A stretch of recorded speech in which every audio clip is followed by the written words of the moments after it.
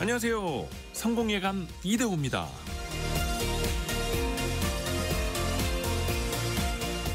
많은 사람들이 경제적 자유를 꿈꾸죠.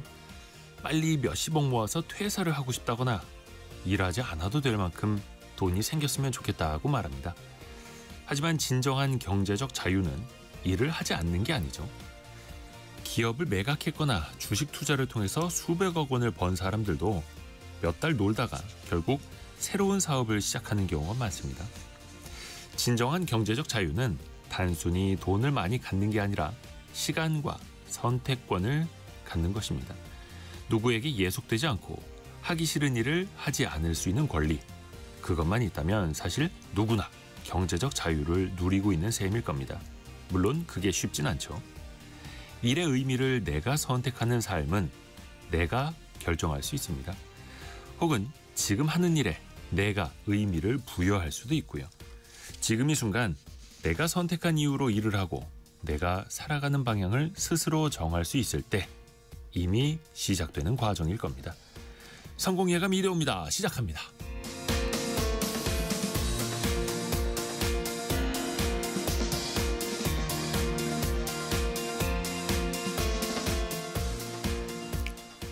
안녕하세요. 이대호입니다. 11월 20일 목요일 아침, 오늘도 함께해 주셔서 감사합니다. 오늘 경제상식 퀴즈는요, 바로 일주일 뒤에 있을 이벤트입니다. 27일 새벽 전남 고흥 나로 우주센터에서 우주발사체 4차 발사가 이루어지죠. 아마 27일 자정쯤 한 새벽 1시 전후가 될 것 같다고는 합니다만, 야간에 진행이 돼서요, 그 발사대 조명을 더 많이 설치했다고 합니다. 30대 이상의 카메라로 그걸 찍어서 국민들이 그 이륙 장면을 다 볼 수 있게 이렇게 준비를 한다고 하는데요. 무엇보다 이번 발사는요, 민간 기업이 주도하는 그 첫 번째 사례로 기록이 될 겁니다.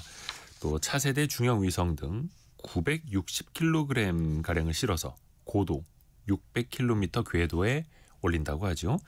우리나라가 독자 기술로 개발한 이 우주 발사체의 이름을 맞춰주시면 됩니다. 무슨 호? 아니나 다를까 김성훈님 그리고 우미숙님을 비롯해서 나로호라고 보내주시는 분들 역시 계시네요. 좀 헷갈리죠? 러시아 기술이랑 같이 이제 개발했던 게 나로호이고요. 그 이후에 우리의 기술로 독자적으로 만든 이 발사체 이름은 니은 리을까지는 같습니다. 니은 리을까지는 같습니다만 다른 이름으로 나로호 아니고 이대호라고 보내주신 이사구이님.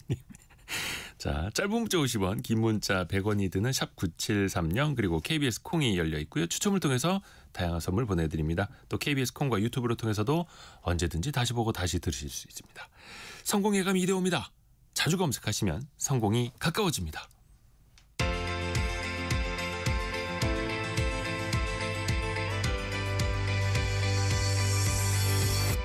KBS 1라디오 성공예감 이대호입니다.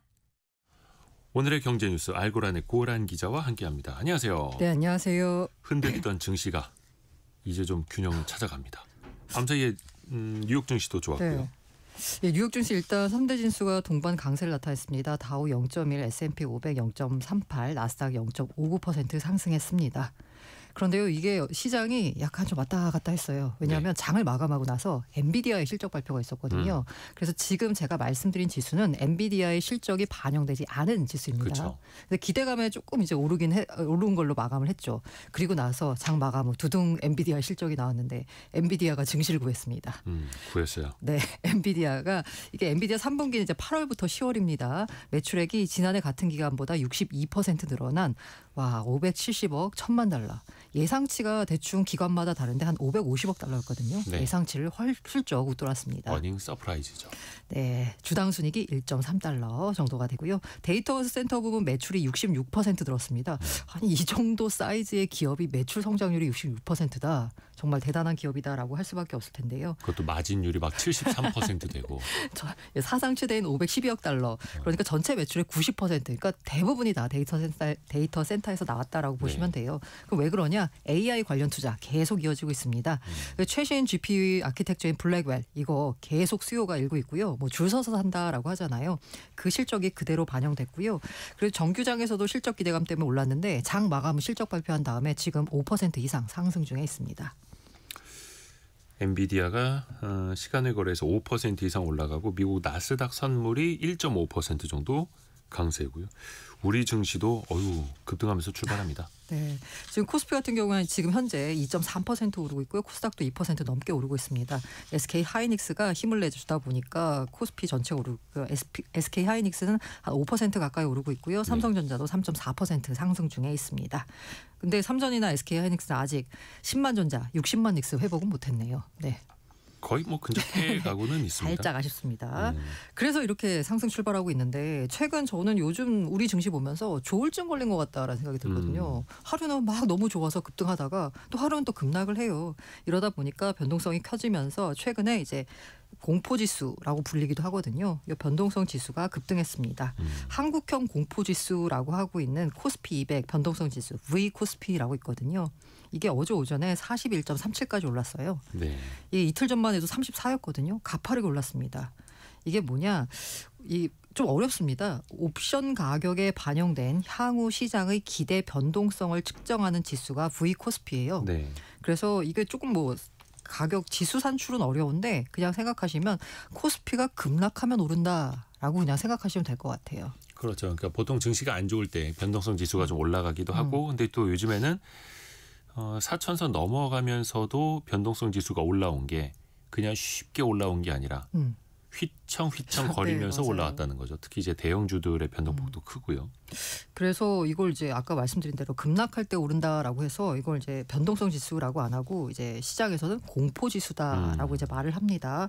공포 지수가 언제 높았냐를 봤더니 4월 7일 이때 관세 발표 때문에 전 세계 증시가 흔들렸던 그날이요.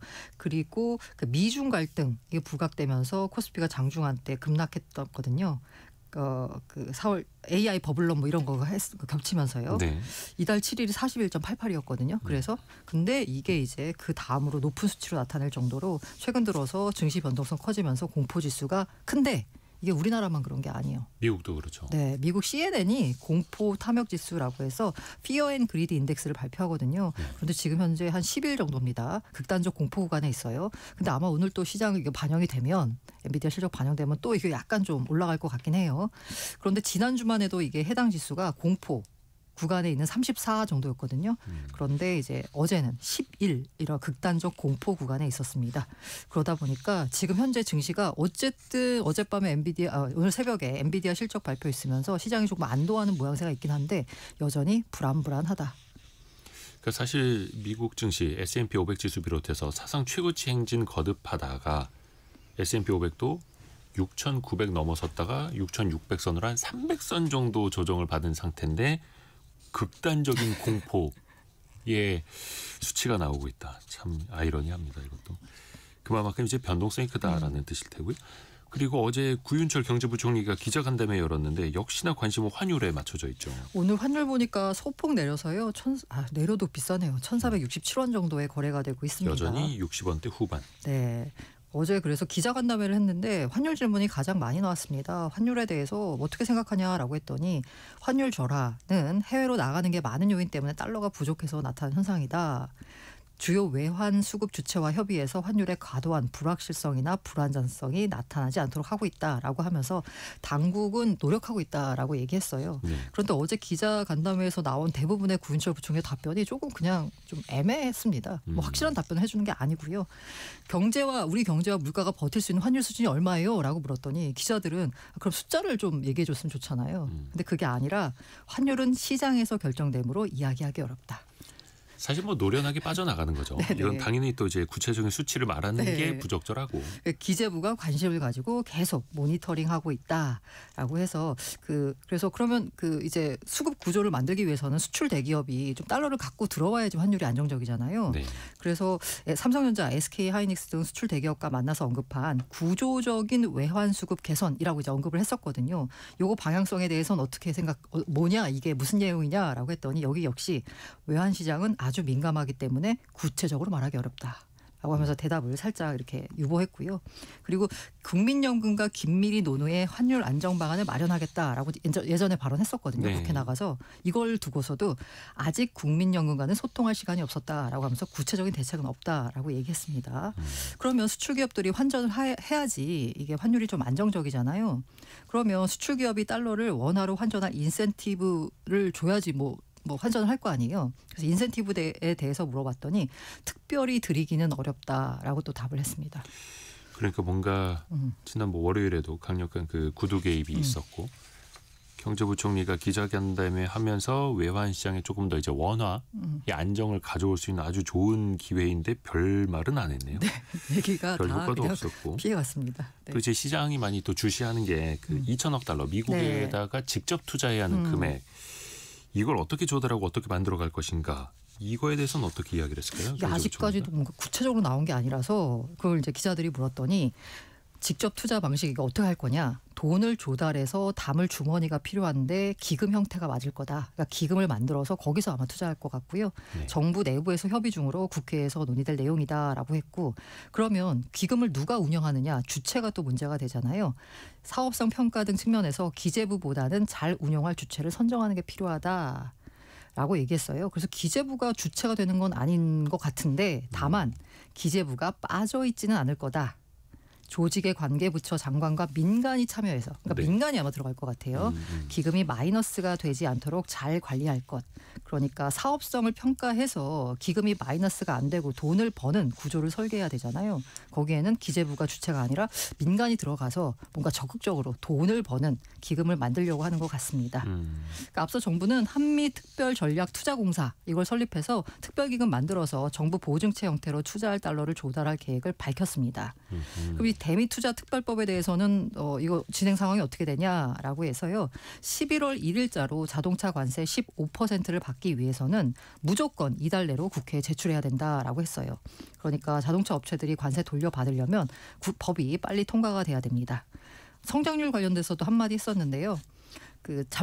내년 잠재 성장률 1% 후반이라고 보면 성장을 더하게 되면 꺾인 잠재 성장률 수준을 반등시킬 수 있는 원년이 될 것이다라고 하면서 내년 경제에 대한 기대감을 나타냈습니다. 한미 특별 전략 투자 공사. 그러니까 이제 미국에 투자하는 돈 어떻게 보면 이제 공동의 통장을 만든다는 건데 네네. 공동의 통장을 별도의 법인 공사 같은 거를 세워서 공동의 통장이라기보다는 그냥 우리가 돈을 다 내는 거죠.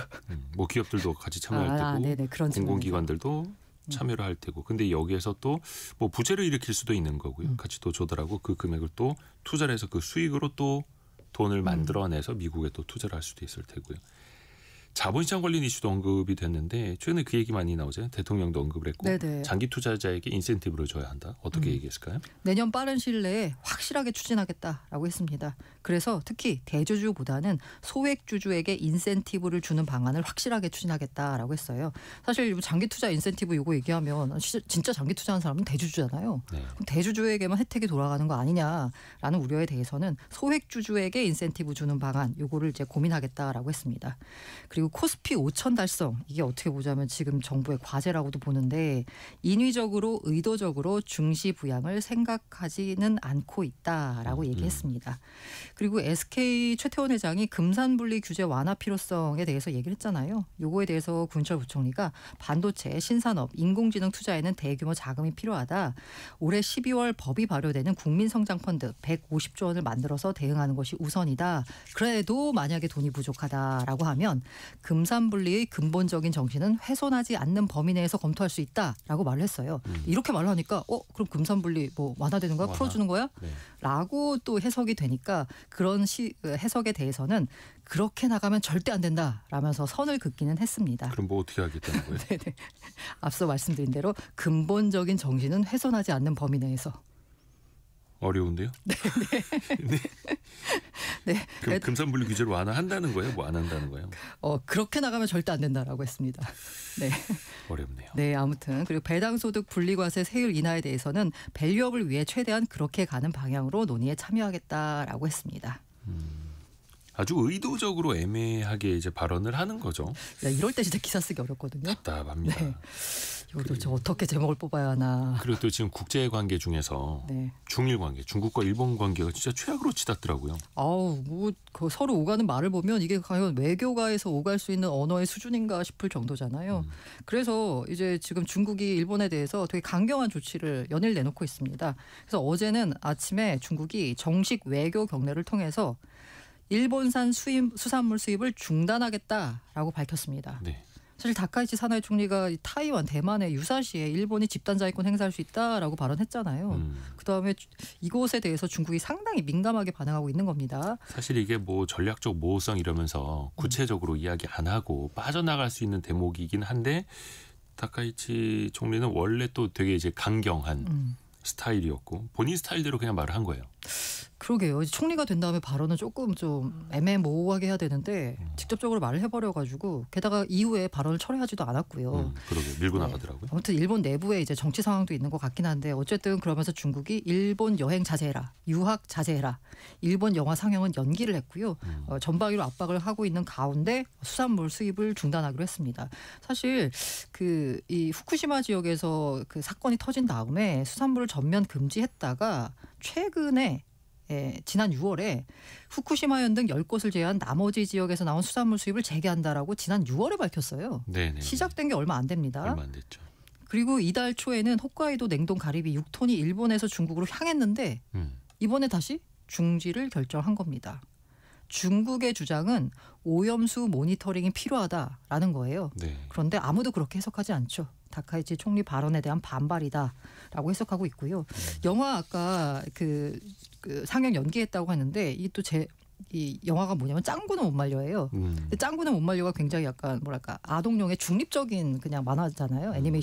애니메이션인데 이거를 중단했다는 결정을 두고서도 야 중국이 전면적으로 그러니까 우리가 사드 때 했던 그 한한령의 버금가는 한일령이 내려진 거다라는 해석이 나오고 있습니다. 그래서 더 걱정하는 건 뭐냐면 여기서 더 나아가서 이거 히토류 수출 제한까지 가는 거 아니야? 라고 지금 일본 측은 우려하고 있습니다. 과거에 그렇게 또 한 적도 있었고. 네네. 근데 어제 증시에서 우리나라 여행 관련주들, 수산주들, 뭐 일본과 어떤 그 경쟁하는 산업에 있던 네네. 관련주들 많이 올랐거든요. 우리나라가 반사이익을 볼 수도 있다라는 시각이 또 외신에서도 나와요. 네, 실제로 보니까 어쨌든 일본에서 중국 관광객의 비중이 가장 높습니다. 중국 관광객이 올해 1월부터 9월까지 보니까 전체의 약 25%거든요. 이들이 소비한 금액이 한 15조 정도 되고요. 연간으로 환산하면 20조잖아요. 그런데 이게 만약에 한일령 내려지면 일본으로 안 가잖아요. 네. 그럼 이들이 어디로 갈까? 여행을 안 가냐? 아닙니다. 다른 곳을 찾습니다. 그 다른 곳이 어디냐? 바로 우리나라. 일본 여행 플랫폼 취날이라고 있는데 지난 주말 중국에서 가장 인기 있는 해외 여행지가 줄곧 일본이었어요. 그런데 지난 주말에는 한국이 1등이 됐습니다. 그리고 검색량을 봤더니 서울이 가장 높았습니다. 항공권 결제도 가장 많았고요. 그래서 말씀하신 대로 중일 갈등에 우리나라가 반사이익 볼 거다라는 전망에 우리나라 소비주 일제히 강세 나타냈고요. 수산물 관련주, 여행주, 항공주, 면세점, 백화점 관련주 동반 강세 나타냈습니다. 알고란의 고란 기자였습니다. 고맙습니다. 네, 감사합니다.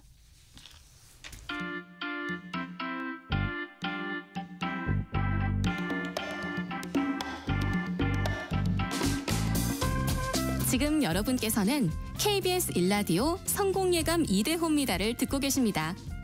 프로그램에 참여하신 청취자 여러분께는 추첨을 통해 아름다운 식탁 창조 주비푸드에서 뿌리 담은 리얼 생와사비를, 쉽고 빠른 판촉물 제작 시너지 기프트에서 고속충전 마우스패드를, 그리고 성공예감에서 준비한 커피 쿠폰을 보내드립니다. 당첨자는 성공예감 2대호입니다 홈페이지에서 확인하세요.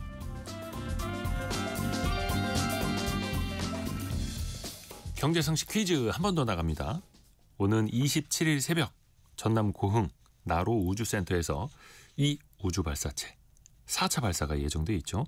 우리나라가 독자 개발한 이 우주발사체의 이름은 무엇일까요?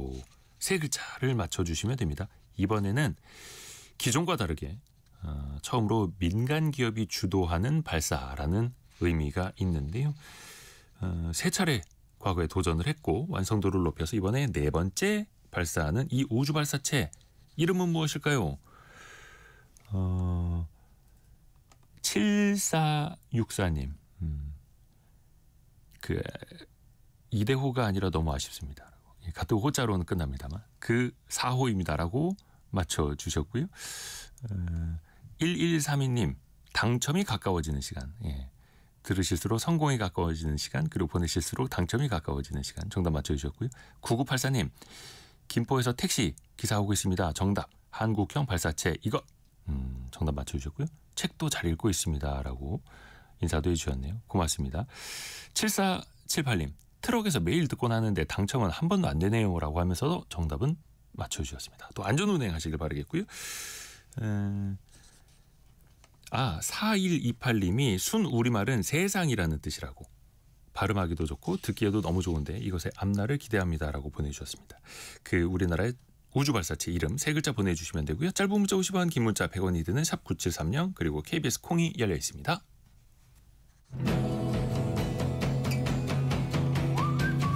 오늘의 움직임에 주목하고 세상의 흐름을 놓치지 않습니다.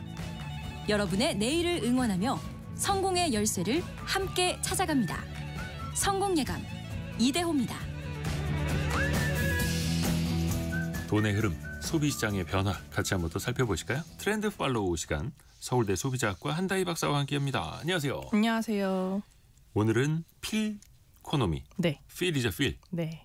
감정과 경제가 합쳐진 말입니까? 네, 맞습니다. 우리말로 이제 기분 경제 이렇게 볼 수 있는데요. 오늘 소개해드리는 이 기분 경제는 이제 소비자들이 자신의 기분을 그냥 느끼고 끝내는 것이 아니고 네. 내 기분을 정확하게 진단하고 또 부정적인 기분은 계속 관리를 하려고 하고 그리고 나아가 원하는 좋은 기분으로 전환시키기 위해서 돈을 지불하는 경제 이런 기분 경제를 한번 소개해드리고 싶습니다. 사실 과거에도 우리가 기분이 안 좋으면 충동적으로 물건을 사는 행위는 있었는데 네. 오늘날에는 이 기분이 정말 차원이 다르게 영향을 많이 미치는 것을 확인을 해서 이제는 기분이 거대한 경제를 이끄는 이런 새로운 동력이 되고 있습니다. 예전에 그 TV 홈쇼핑에서 그 비싼 뭐 목걸이, 반지 이런 귀금속은 네. 밤 한 10시, 11시 이때 방송을 편성한다 하더라고요. 남편이 술 먹고 늦게 들어오면은 그런 거 이제 집에서 사신다고 확률이 높아진다고. 그런 것도 하나 이제 필코노미가 될 수 있을 텐데. 네, 맞습니다. 기분이 곧 산업이자 돈이 된다. 어떤 배경이 깔려 있을까요?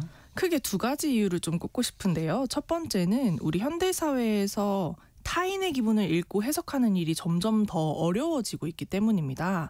현대인의 이 기분 문해력이 낮아지고 있다. 이런 분석들이 많은데요. 기분 문해력이요? 네, 사실 이 기분은 좀 객관적인 정답이 없는 해석의 영역이잖아요. 그쵸. 그래서 아주 작은 표정의 변화나 좀 말투, 뭐 근육의 떨림, 뭐 이런 것만으로도 우리는 누군가 기분이 좋아졌다, 기분이 좀 불편해졌다 이런 것들을 판단하고 있는데 그런데 기술 의존도가 증가하면서 우리가 스마트폰을 또 많이 보면서 이 타인의 미묘한 표정 변화나 아니면 목소리 톤을 읽어내는데 어려움을 겪는 분들이 증가하고 있다라는 연구 결과가 많습니다. 실제로 스탠퍼드 대학교의 한 실험 결과 화면을 매개로 타인과 소통하는 이런 기술 사용량이 많은 사람일수록 타인의 감정이나 기분을 식별하는데 어려움을 겪는 것으로 나타났는데요. 이런 식으로 기분을 파악하는 것 자체에 어려움을 느끼니까 기분을 진단하고 식별해주는 비즈니스 자체가 새롭게 부상하고 있는 거죠. 기분을 식별해주는 그런 비즈니스까지. 그러니까 사람의 기분을 읽는 것 자체가 어려워지니까 오히려 이 시장이 커진다는 거예요. 네. 또 다른 이유는? 네, 2번째로 이 감정 포비아 현상 때문입니다. 감정 포비아는 이 현대인들이 부정적인 이 기분을 남들에게 보이는 일을 훨씬 더 부담스럽게 느끼는 경향이 강해졌다라는 의미인데요. 시장 조사 전문 기업이 이제 실시한 조사에 따르면 성인 2명 중 1명은 평소에 자신의 감정을 잘 표현하지 않는다라고 응답을 했어요. 흥미로운 점은 좀 연령별의 차이가 있었다는 건데요. 네네. 20대와 30대가 40대에 비해서 훨씬 더 높게 나타났어요. 그러니까 젊은 세대일수록 부정적인 기분을 타인에게 드러내는 것을 극도로 꺼린다라는 것을 우리가 확인할 수 있습니다. 네, 그래서 이 부정적인 기분 표현을 적극적으로 회피하려다 보니까 이 부정적 기분 자체가 발생하지 않도록 좀 사전에 관리하는 것이 또 비즈니스로 부상하고 있습니다. 오히려 젊은 세대가 어디 가서 자기 감정 드러내는 걸 더 조심스러워한다. 네네. 그러니까 오히려 또 이게 또 소비로 이어질 수도 있는 거고요. 그리고 아까 그 감정을 진단해주는 서비스가 있다고 했잖아요. 네네. 어떤 사례예요? 네, 혹시 2000년대 초반에 네. 초등학교 앞 문방구에서 팔던 이 감정 반지라고 혹시 알고 계시나요? 2000년대 초반이라니요. 네. 90년대에도 있었습니다. 그렇죠. 이게 사실은 근데 감정을 읽는 게 아니거든요. 그냥 온도 변화. 색깔만 변하는 거죠? 네, 맞아요, 맞아요. 그래서 그 컨셉으로 그냥 감정 반지라고 했었는데 요즘에는 정말 기분에 따라 색이 변하는 네. 그런 기술과 결합해서 이렇게 새롭게 감정 반지들이 좀 나오고 있는데 스마트워치나 스마트링 같은 이런 웨어러블 기기가 이제는 단순히 뭐 스트레스 지수나 이런 것들을 측정하는 건강 측정을 넘어서 기분 추적 도구가 되고 있는 건데요. 뇌파나 호흡, 심박수 이런 게 측정이 가능하다 보니까 지금 좀 심박수가 많이 오르네, 호흡이 가빠지네, 지금 화가 났구나 이런 식으로 감정 상태를 추론하는 거죠. 맞아, 막 스트레스 지수 측정해주고. 네, 맞습니다. 신기하더라고요. 네, 그래서 저도 측정해 보면 저는 맨날 좀 중간, 뭐 낮음 이렇게 나오는 거예요. 진짜로요? 저는 스트레스가 높은데 왜 중간 낮음이 나오지? 부럽다. 네. 저는 항상 높게 나와가지고. 네, 그래서 이런 것들을 측정하고 나서 이 명상이나 휴식을 제한하는 이런 헤어밴드들도 등장하고 있고 또 심지어는 AI를 활용해서 스마트 거울이라고 해서 예. 사람들의 기분을 읽어내는 거예요. 거울이요? 네, 그래서 얼굴을 이렇게 딱 거울에 이렇게 비추면 네. 기분이 어떤지 추론을 한 다음에 거울에 좀 얘가 기분이 안 좋구나 하면은 긍정적인 문구를 거울에 띄워주는 거예요. 거울아. 네. 내가 지금 스트레스 받아 보이니? 막 이렇게요? 그렇죠. 그래서 신기하다. 명상을 제한한다든지 또 아니면 조명 색상을 바꿔준다든지 이렇게 하기도 하고 또 한 뷰티 브랜드 같은 경우는 이렇게 기분을 읽는 거울 속에 사용자의 표정이나 이런 것들을 통해서 감정을 실시간으로 분석하고 그 기분에 맞춰서 메이크업 을 제한하는 이런 기술을 선보이기도 했습니다. 네, 그래서 이제는 이 기분을 추론해서 어떻게 진단하고 식별하는 그런 서비스들이 확장되고 있죠. 안직환님이 힘든 회사 생활에 스트레스가 많아서 두통이 심하고 힘드네요. 힐링이 필요해 이렇게 보내주셨는데 요즘에는 그 IT 기기가 나한테 조언도 해주는 거예요. 인간관계까지 조언해주는 것도 있어요? 네, 맞습니다. 이게 참 재밌는데 미국에서 출시한 한 어플리케이션이 예. 심박수 데이터를 바탕으로 사용자의 기분을 추적해서 그 기분을 바탕으로 인간관계에 대한 조언을 해주는 컨셉이에요. 그래서 제가 스마트워치 이런 걸 차고 누군가를 만난 뒤에 이제 집에 돌아오면 심박수가 긍정적으로 변했다 하면은 그 사람과 자주 만날 것을 권유하고 심박수가 부정적으로 변했다 하면은 불쾌한 기분이 감지됐으니까 좀 만나는 걸 자제하면 좋겠다라고 이렇게 인간관계까지 관리해주는 그런 어플리케이션이 나타났습니다. 그걸 이제 입력을 하는 거네요. 네네. 내가 지금 한다혜 박사님이랑 같이 방송할 때 기분 상태가 어떻게 변하는지를 보고 여기서 한다혜 박사님이랑 좀 방송 시간을 줄여 막 이렇게 네네네네. 아니면 늘려라고 할 수도 있고. 네. 그렇죠. 예를 들어서 네. 와 신기하다. 그러면 사람들이 행복하고 그래도 긍정적인 기분을 또 유지하고 싶어 할 거 아니에요.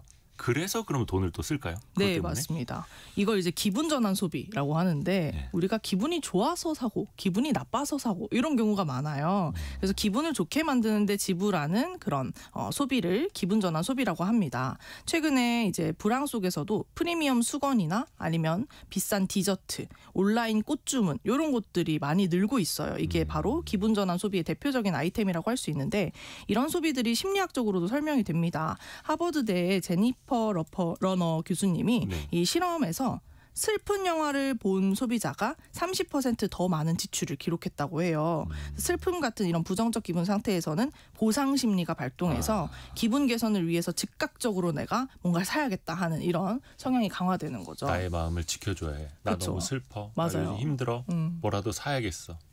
맞아요. 그래서 최근에 여기에서 한 걸음 더 나아가서 이 감성과학을 동원해 기분이 좋아지도록 하는 화장품들도 등장하고 있습니다. 네. 뭐 심리적 스트레스로 인해서 피부에서 특유의 냄새가 방출된대요. 그 호르몬 냄새를 제거해줘서 이런 경직된 마음을 풀어주고 심리적인 완화 효과를 주는 그런 제품들이 출시가 되고 있는 거죠. 네. 왜 기분 좋아지게 하는 따뜻한 그 사랑의 호르몬 옥시토신 이런 거 막 뿜어주고 하면 좀 더 좋아지기도 하겠네요. 그렇죠. 그러면은 애초에 아예 부정적인 기분을 관리하려는 수요도 있을까요? 네, 이 부정적인 불편한 기분을 관리하고 회피하려는 욕구도 강해졌습니다. 그래서 관련해서 새로운 콘텐츠나 서비스들이 떠오르고 있는데 최근에 소셜 미디어에서 사람들이 일상에서 느끼는 분노나 좌절 같은 이런 부정적 기분을 귀여운 동물이 대신 표현하는 동영상이 인기를 얻고 있습니다. AI로 햄스터를 만들었는데 이 햄스터가 직장인의 감정을 대신 표현해주는 유튜브 채널 이런 것들 많잖아요. 네.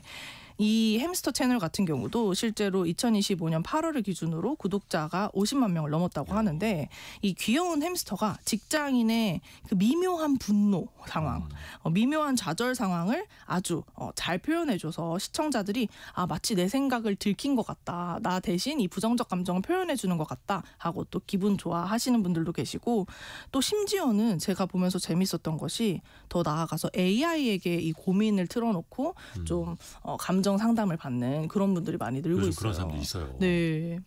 많아요. 저도 사실 실제로 해봤거든요. 예. 근데 생각보다 이게 공감해주고 좀 도움이 되기도 하더라고요. 사람 머리 위에 있습니다. 요즘. 그러니까요. 제가 원하는 말을 딱 해준다는 거죠. 네. 듣고 싶은 말을 또 해주기도 하고. 네. 그래서 실제로 하버드 비즈니스 리뷰 조사에 따르면 2025년 이 생성형 AI 사용 목적 1위가 아이디어 도출에서 상담으로 바뀌었다고 합니다.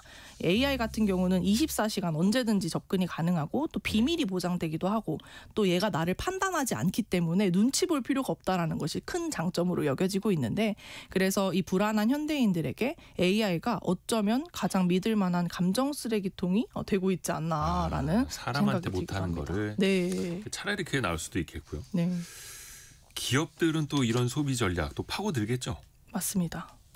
최근에 이 경쟁력 자체가 더 좋게 제품을 더 좋게 더 싸게 이렇게 하는 것보다 소비자의 기분을 더 행복하게 더 신나게 만드는 것에 좀 주목을 하는 그런 모습들이 많이 보입니다. 그래서 제품을 개발할 때도 이게 어떤 기능을 선사할까보다 어떤 기분을 선사할까 이런 것들을 이제 질문을 시작한다는 거죠.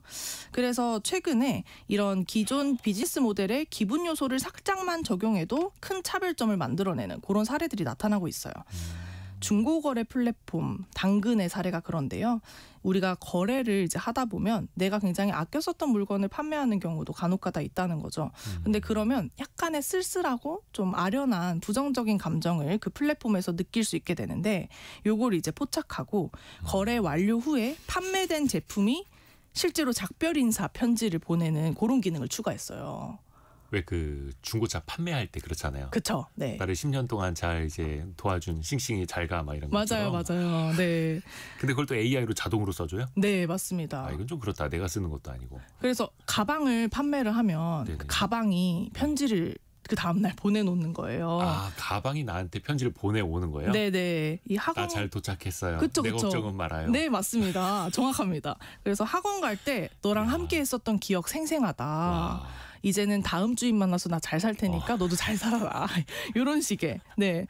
그런데 여기에서 이 뭉클한 기분을 느끼는 소비자분들이 좀 증가하면서 이 사례가 굉장히 또 반응이 좋았습니다. 이런 식으로 이제 기업들이 자신만의 이런 자사만의 감정 가치를 좀 고민할 필요가 있다. 그래서 모든 영역에 이 기분을 좀 구체적으로 전략적으로 녹이는 모습이 나타납니다. 소비와 거래에도 그 감정이 녹아들게. 그렇죠. 0908 쓰시는 분께서 최근에 직장 동료가 스트레스 해소 요거트라는 걸 줘서 마셨는데 오, 네네. 이것도 필코노미에 해당되는 거겠네요.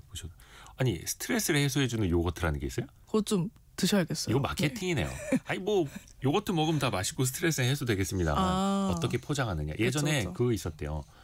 어떤 신발을 신고 걸으면은 그 행복 호르몬이 나온다는 거. 근데 산책하면 행복 호르몬이 나온대요. 그렇죠. 마케팅 요소로 막 이제 갖다 붙이는 거죠. 그렇죠.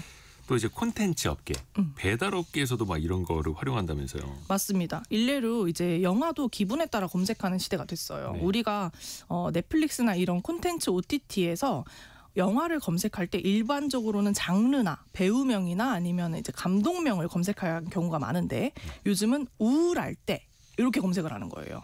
아니면 뭐 슬플 때 뭐 화날 때 이렇게 검색을 하면 그 관련된 기분 키워드로 콘텐츠를 찾을 수 있는 기능이 이제 현재 우리나라에서는 아니지만 호주나 뉴질랜드 일부 사용자에서 이제 도입이 되고 있습니다. 그래서 한국뿐만 아니라 미국을 비롯한 여러 시장으로 확대될 전망이라고 합니다. 그래서 소비자가 이제는 뭘 볼까? 가 아니라 지금 내 기분에 적합한 영화는 뭘까? 이런 것들을 이제 고민할 수 있게 된 시대고요. 또 배달 음식을 주문할 때도 이 기분이 중요한 결정 요소가 되고 있어요. 네. 한 배달 플랫폼 같은 경우는 챗 GPT를 활용한 메뉴 추천 서비스를 출시했는데 그동안에 축적된 리뷰 데이터를 분석해서 사용자의 기분과 상황에 맞는 음식을 제안합니다.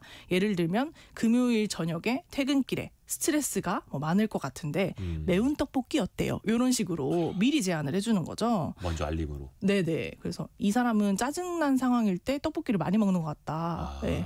저도 좀 많이 먹는데요. 네, 이런 식으로 떡볶이를 추천하는 이런 서비스들도 나오고 나를 있습니다. 다 알고 있다는 거예요. 그렇죠. 자영업자분들도 이런 거 잘 활용해 볼 수 있을까요? 어떻게 하면 좋을까요? 네, 사실 큰 플랫폼에서만 이런 걸 하는 게 아니고 우리 주변의 작은 매장에서도 이렇게 기분에 따른 메뉴를 구성하는 식으로 변화를 주시는 매장들이 속속 늘고 있습니다. 영등포구의 한 찻집 같은 경우는 손님들에게 차 메뉴판 대신 마음 처방전을 내밉니다. 그리고 손님이 현재 내 기분을 적으면 그에 맞는 맞춤형 차를 추천해주는 식으로 서비스를 하고 있는데 예를 들면 미움 이렇게 부정적 기분을 체크해 주시면 안정감을 주는 황차를 제공한다든지 우울을 체크해 주시면 기분을 끌어올리는 홍차 이런 것들을 제안하는 식입니다. 김미영님이 저는 셀프로 꽃 선물을 하기도 해요. 그러면 오. 기분이 업 되기도 해요라고. 거기다가 이제 뭐 보내니 차은우 뭐 이런 식으로 해서 기분 전환 소비. 나 스스로한테 그쵸. 보낼 수도 있는 거예요. 근데 이제 AI 시대에 참 이게 감정을 읽는다라는 거, 이게 되게 미묘하기도 해요. 혹시나 우리가 조심해야 할 건 또 뭐가 있을까요? 분명히 경계하거나 우려해야 할 점도 있는 건 사실입니다. 피코노미 이 기분 경제는 새로운 기회이지만 동시에 근본적인 위험을 내포하고 있어요. 바로 감정의 표준화 현상입니다. 감정의 표준화. 네, 우리에게 끊임없이 이 서비스들이 더 행복해야 돼, 더 차분해야 돼 이런 좋은 기분만 권장한다는 거죠. 그런데 우리가 항상 긍정적인 기분을 유지하는 것이 꼭 좋은 건 아니잖아요. 이 부정적인 기분도 불필요한 것이 아니다라는 거죠. 슬픔은 우리가 무언가 소중함을 깨닫게 하고 또 타인의 고통에 공감하게 만들기도 하고요. 또 분노는 부당함에 맞서서 싸우고 더 나은 사회를 만들기도 하는 그런 강력한 변화의 동력이 된다는 거죠. 그래서 이렇게 너무 긍정적인 기분만 좀 강요하는 분위기가 될 수 있다라는 것도 우리가 우려를 해야겠고 또 나아가서 이 기분까지 기술에 의존하게 될 때 인간 고유의 주체성을 상실하게 되는 건 아닌지 이런 염려도 됩니다. 그래서 기술에 너무 우리가 의존해서는 안 되겠다 이런 생각을 하고 있습니다. 그럼에도 불구하고 그렇죠. 이런 기분 경제는 매우 주요한 우리 시장의 변화라는 점에서 한 번쯤 생각해 볼 만한 논의를 던져주고 있습니다. 한다희 박사님은 어제 원주 갔다 오셔서 기분 어떠셨어요? 어떻게 하셨어요? 제가 AI 아닙니까? 저 다 알고 있어요, 저는. 모든 걸 어디서 다. 뭐 하시는지. 네, 김낙관님이 어제 저녁 원주 강연 잘 들었어요라고 글을 올려주셨습니다. 기분 좋았습니다. 네, 너무너무 좋았습니다. 필코노미 알아봤습니다. 서울대 소비자학과 한다희 박사였습니다. 고맙습니다. 감사합니다. 라디오 정보센터 다녀옵니다. 중동 아프리카 4개국 순방에 나선 이재명 대통령이 UAE 국빈 방문에 이어 두 번째 순방국인 이집트의 카이로에 도착했습니다. 올해 수교 30주년을 맞은 양국 간 교역과 문화협력 확대 방안 등이 논의될 것으로 전망됩니다. 한독수 전 국무총리의 내란 관련 혐의 재판부가 퇴정 명령을 거부한 김영현 전 국방부 장관 변호인들에게 감치를 선고했으나 서울구치소가 인적상 비특정을 이유로 수용을 거부해 결국 이들이 석방됐습니다. 2019년 발생한 이른바 국회 패스트트랙 폭력 사태와 관련돼 당시 자유한국당 전현직 의원들에 대한 1심 선고가 사건 발생 6년 7개월, 기소 5년 10개월 만에 오늘 이뤄집니다. 앞서 검찰은 당시 원내대표였던 나경원 국민의힘 의원에게 징역 2년을 구형했습니다. 트럼프 미국 대통령이 강성 지지층의 반발에도 불구하고 숙련된 외국인 노동자를 위한 비자가 필요하다고 거듭 강조했습니다. 지난 9월 조지아 배터리 공장의 한국인 구금 사태와 관련해선 멍청한 짓이었다고 표현했습니다. 지금까지 라디오 정보센터 뉴스 정한나였습니다. 출근하자마자 퇴근하고 싶어. 네, 혹시 그런 생각 안 해보셨습니까? 우리나라 직장인 5만 명을 대상으로 조사를 한 결과가 있는데요. 한국노동연구원 조사였고 우리 직장인들의 행복지수가 41점이었다고 합니다. 이거 50점 만점 아니고요. 100점 만점에 41점. 왜 회사 생활이 즐겁지 않을까요? 왜 일하기 싫을까요? 왜 출근하자마자 퇴근하고 싶을까요? 심리학 이런 시간에 한번 배워보시죠. 연세대 이헌주 연구교수와 함께합니다. 안녕하세요, 교수님. 네, 안녕하세요. 교수님도 출근하기 싫을 때, 출근하자마자 퇴근하고 싶을 때가 있으세요? 그럴 때도 있고요. 예. 심지어 그 전날 잘 때도 내일이 진짜 조금 퇴근이었으면 좋겠다. 내일 회사 가기 싫어? 네. 그 평범한 직장인이시네요. 그러면 네, 교수님도. 네. 출근하기 싫은 거, 일하기 지겹고. 근데 사실 이걸 또 입버릇처럼 말하시는 분들도 있거든요. 그렇죠. 그때는 어떤 심리 상태인 걸까요? 사실 누구나 한 번쯤은 흘리고 좀 가는 말이 진짜 좀 출근하기 싫다. 이런 말은 할 수 있을 것 같아요.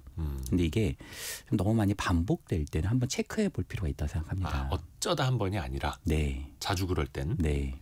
이게 일이라는 게 스트레스에는 크게 4가지 요소가 있는데 네네. 그중에 하나가 일이거든요. 그 일이라는 게 굉장히 큰 스트레스 요소가 된다는 거죠. 근데 이 일이 다 똑같지 않고요. 그중에서도 단계가 있습니다. 첫 번째는 열정의 단계입니다. 열정의 단계 있으신 분들은 일이 스트레스가 아니고요. 굉장히 기쁨이자 도전감과 성취감. 하고 싶죠. 막. 네. 그러니까 열정의 단계에 있으신 분들은 막 자신감도 있고요. 거절을 못해서 그러는 게 아니라 막 가면은 막 기자님 일도 막 제가 다 하는 거예요. 제가 할게요. 막 이러고. 진짜 열정적으로. 네. 9시 출근이면 막 8시부터 출근하고요. 너무 신나고 즐겁고 어떤 면에서는 막 적극적인 자세, 일이 너무 좋은 상태. 뭔가 좀 만화 주인공 같아요. 네, 그렇죠. 그렇죠. 네, 두 번째 단계는 침체의 단계입니다. 침체? 네, 이게 뭐냐면은 슬슬 뭔가 밀리는 상태, 뭔가 흥미가 조금씩 떨어지고 있다는 걸 느끼고요. 내가 이거 하려고 이렇게까지 고생했었나? 약간 이런 생각들이 좀 들기 시작하고. 그럴 때가 오죠. 네, 그리고 8시 반이 출근이다. 그러면 8시 28분 이럴 때 출근하고 또 그다음에는 8시 한 32분. 그러니까 9시, 10시 이렇게 출근 안 해요. 왜냐면 너무 티나니까. 그러니까 약간 이렇게 시간 맞춰서 하려고 그러고 예를 들어서 2시에 줌 회의면 2시 1분 접속. 막 이런 식의 조금씩 늦어지죠. 네, 이런 게 침체의 단계라고 할 수 있고요. 세 번째 단계는 좌절의 단계입니다. 이게 뭐냐면 이 직장에서 언젠가는 임원이 돼서 내가 막 대한민국에 큰 족적을 남기겠다. 이런 마음은 온데간데 없이 사라지고요. 그냥 직면에 대한 업무가 너무 해피하고 싶은 거죠. 마음도 절망이지만 사실 신체적으로도 별로 성한 데가 없어요. 막 속은 안 좋고 막 살은 과로와 스트레스에. 그렇죠. 굉장히 뭔가 숙취가 안 되고 있는 듯한. 이 단계까지는 많이 있을 수 있는데 가장 최악의 단계는 이제 무관심의 단계입니다. 침체나 좌절보다 무관심이 더 최악이에요? 그렇죠. 무관심의 단계는 일에서 어떤 의미도 못 느끼는. 사실 제가 부부 상담을 좀 해보면 네네. 가장 좀 어려운 사례는 싸우는 부부가 아니에요. 싸우는 부부는 그래도 미운 정이라도 있는 경우들이 있고 네. 그걸 잘 원터를 좀 바꿔보면 해볼 수 있는 부분도 있거든요. 왜냐하면 감정이 있으니까 화가 나는 거죠. 그죠. 막. 근데 진짜 최악의 경우는 서로의 어떤 감정도 남아있지 않은 상태. 그냥 무덤덤해 보이기도 하지만 어떤 냉담한 상태. 그러니까 부부가 서로 싸우고 막 불만을 갖는 게 내 몸처럼 내 손발처럼 저 사람을 막 컨트롤하고 싶은데 마음대로 안 되니까 싸우는 거라고 하는데 그냥 저 사람은 남이야라고 생각을 하는 게 더 무서운 거네요. 그렇죠. 그러니까 그냥 기차는 간다 개가 짖어도 약간 이런 느낌인 거죠. 그래서 그러니까 무관심의 단계가 더 무서운 거다. 그렇죠. 일을 대하는 데 있어서 어떠한 의미도 못 느끼고 나가고 싶은데 그냥 사실 그렇게 큰 대안이 없어서 그냥 억지로 있는 거. 영혼이 없는 상태라고 얘기할 수 있죠. 그리고 진짜 영혼 없는 메마른 상태. 네, 번아웃은 이 절망의 단계를 넘어서 무관심의 단계로 갈 때 사실 번아웃과 좀 더 가깝다 이렇게 말씀드릴 수 있습니다. 또 이게 그 일 자체가 싫다기보다는 같이 일하는 사람들, 사람이 싫을 수도 있잖아요. 또 이게 조직 생활이다 보니까. 그렇죠. 사실 일 자체가 균등하게 싫다기보다는 보통 어떤 특정 요소가 더 싫거든요. 요소. 네, 예를 들면 회의는 왜 이렇게 많지? 두 번째는 항의 전화 받을 게 뻔한데 그리고 막 어떤 사람은 그 출근하는 길에서의 그 막히는 부분이 있어요. 아 여기는 도대체 왜 이렇게 막히는 거야. 이게 싫은 사람이 있고요. 또 뭐 뭔가 보고서는 왜 이렇게 많지? 이런 어떤 특정 요소들이 싫은 거고요. 그런데 사실 일보다 더 싫은 건 일 안에서 존재하는 인간관계입니다. 그러니까 특히 인간관계 중에서도 가장 힘든 인간관계가 대표적으로 바로 위에 직장 상사. 근데 요즘에 그렇죠, 아무래도 네 요즘에 근데 이제 좀 특이한 상황들이 많이 일어나는데 이제 약간 팀장님 혹은 차장님, 과장님 요 라인에 있는 분들은 이게 형세가 별로 안 좋은 게 윗사람들 때문에도 힘들고 또 윗사람들은 뭔가를 굉장히 많이 나한테 지시를 하는데 내가 중간이잖아요. 중간다리잖아요. 네네. 아래에 있는 팀원들은 절대로 좀 잘 움직이지 않는 내가 뭘 얘기해도 거의 잘 되지 않는 그런 샌드위치에 좀 빠져서 더 힘든 경우들이 존재합니다. 아이고 힘들어요. 또 왜 그래서 많이들 쓰시는 표현이 나 번아웃 왔어. 나 네. 번아웃에 빠졌나 이런 생각들을 하잖아요. 네. 이것도 그냥 출근하기 싫은 일하기 싫은 하나 이거 요인입니까 결과입니까 이거는? 그렇죠. 사실 이렇게 좀 뭔가 내가 그냥 좀 싫다라는 걸 넘어서서 일상을 아예 싫다라는 게 좀 지배해버린다. 일상 자체가 그냥 싫다는 걸로만 그냥 가득한 거예요. 다 싫어. 네, 다 싫은 거예요. 아이고. 어떤 면에서는 번아웃의 증상일 수 있는데 몇 네. 가지 신호를 제가 말씀드려 볼게요. 첫 번째는 퇴근을 한 후에는 사실 기분이 좀 좋아야 되잖아요. 퇴근했으니까. 근데 퇴근한 후에도 에너지가 회복이 안 되는 상태. 그러니까 아무것도 하기 싫고 그냥 퇴근하면 집에 누워 있고 집에 누워 있으면 내일이 너무 싫은 상태. 아니 왜 그 일반적인 직장인들은 그러지 않습니까? 네. 회사 내에서는 좀 기분 다운돼 있어도 네. 퇴근하고 딱 나가면 기분 좋아지고 막. 네, 네. 근데 사실 그것도 없는 거예요. 그러면 그런 게 없는 거죠. 퇴근했는데도 뭔가 좋아지지도 않고. 네. 그러니까 몸이 뭔가 절여진 거죠. 뭔가. 아유 절여졌다고 표현을 하시니까. 진짜 그럴 수도 있겠다. 네. 두 번째는 보통 이런 스트레스는 가장 먼저 나타나는 게 신체화입니다. 몸에요? 그렇죠. 몸의 이상으로요? 그렇죠. 그러니까 뭐 소화가 안 되고 막 불면증이 생기고 어깨와 목이 막 결리고 허리가 막 협착증이 생기고 막 계속 이런 어떤 문제들이 계속 생기게 되는 경우들이 많고요. 마지막 세 번째는 감정적인 냉소입니다. 그냥 뭐 왜 예전에 우리 개그 프로그램 이런 거 보면 열심히 해서 뭐 하겠노? 소고기 사 먹겠지.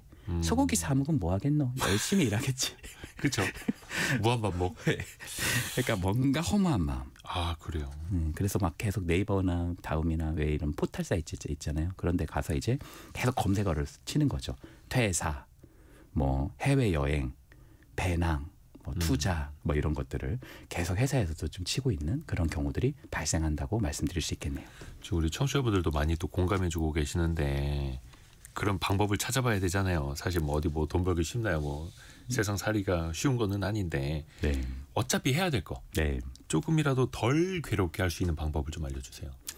사실 일이 전혀 재밌지 않은 상태에 이미 들어와 있는데 즐거움을 찾는다. 일에서 그거는 참 어려운 거라고 생각해요. 일 자체가 원래 즐거울 순 없다 뭐 이런 거예요? 그렇죠. 그러니까 지금 내가 현재 일하기 되게 싫은 마음을 무조건 그냥 일을 좋게 하자. 이건 어려운 거고요. 싫은 걸 어떻게 좋게 하겠어요. 오히려 내가 정말 좀 진짜 재밌지 않다라는 것을 인정하는 게 먼저입니다. 그러니까 하기 싫은 그 마음을 수용하는 게 먼저고요. 그리고 일에서 뭔가 막 즐거움과 의미를 막 찾으려고 하지 마시고 그런 경우에는 반드시 일상에서 좋아하는 것을 꼭 찾으셔야 됩니다.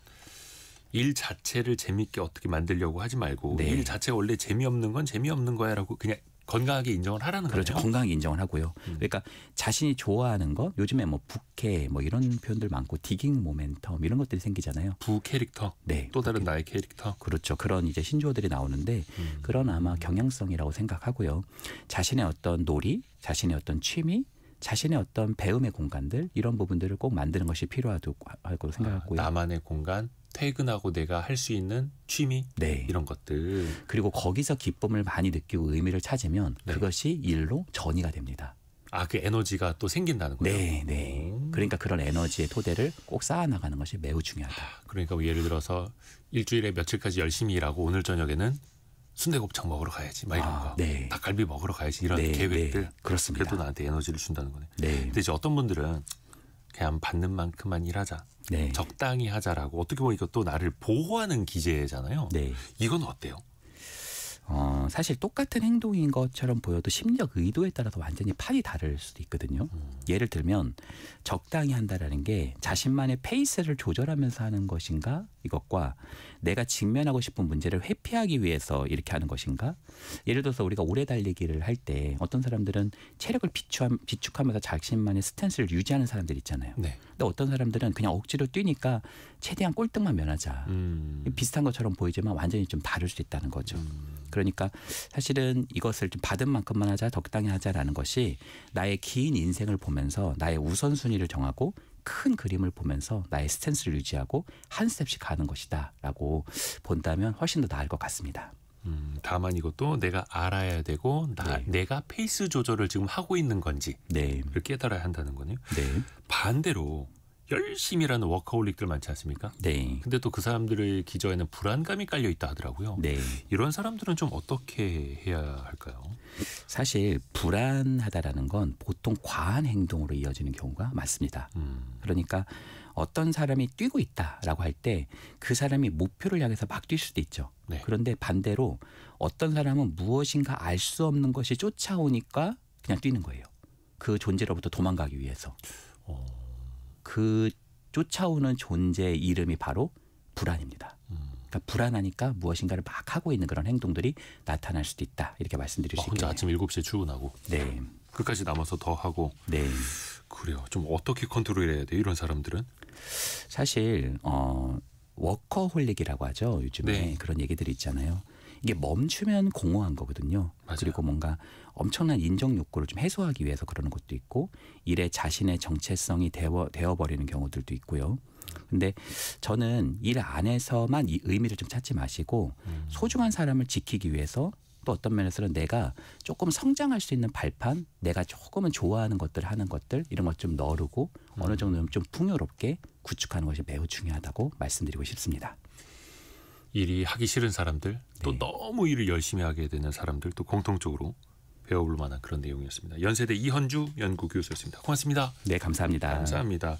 벌써 1부 마칠 시간인데요. 저희가 2부에서는 돈줄 상담소 김경필 머니 트레이너와 함께 돌아옵니다. 한마디로 오늘도 역대급 사연이 기다리고 있습니다. 아마 여러분도 좀 배우실 점이 많으실 텐데요. 잠시 뉴스 들으시고요. 10시 5분에 금방 다시 돌아오겠습니다.